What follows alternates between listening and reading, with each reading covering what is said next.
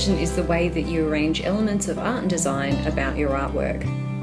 Each element is important, and we'll address each of the elements in separate, smaller videos coming up soon. The work needs to stand alone. It's the way that the artist feels about the subject that crosses that boundary between it being just a picture of something and it being the artist's interpretation of a subject. Subject plus you, the artist.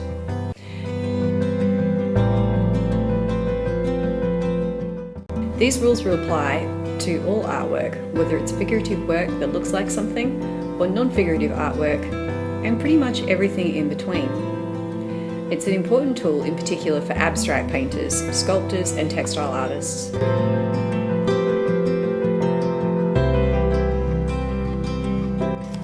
Composition is something that art critics and art connoisseurs, judges and assessors will consider.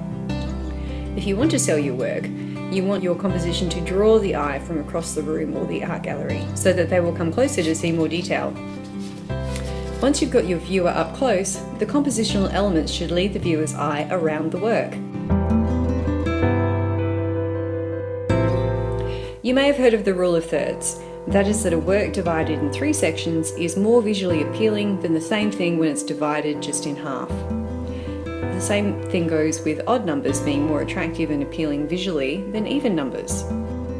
When looking at a 3x3 grid, the intersecting lines indicate the most interesting places for focal points. Anywhere else along those lines will also make an interesting composition.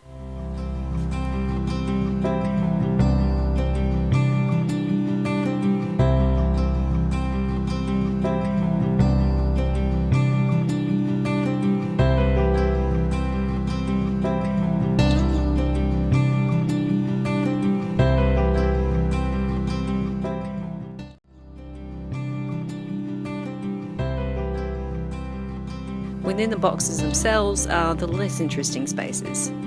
Within the boxes, you'll end up with something that looks more like a diagram than a narrative picture.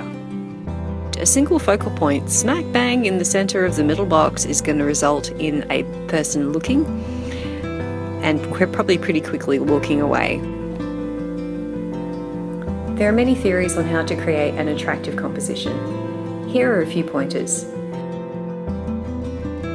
Landscape or horizontal orientation is generally considered to be calming and peaceful.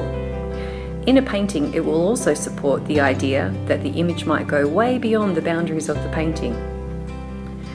Vertical is considered to be more dynamic and exciting. It can also be quite monumental in terms of things like sculptures. Some initial decisions when you're creating your artwork: what to create, how you're going to create it, and how you're going to compose it. When you're in the final zhuzhing phases, look at the composition objectively. Step back and see if you need to make any adjustments or changes to the composition to get the outcome that you want. If you want more detailed coverage of compositional points, try checking out this video by Tim Packer Fine Art on YouTube.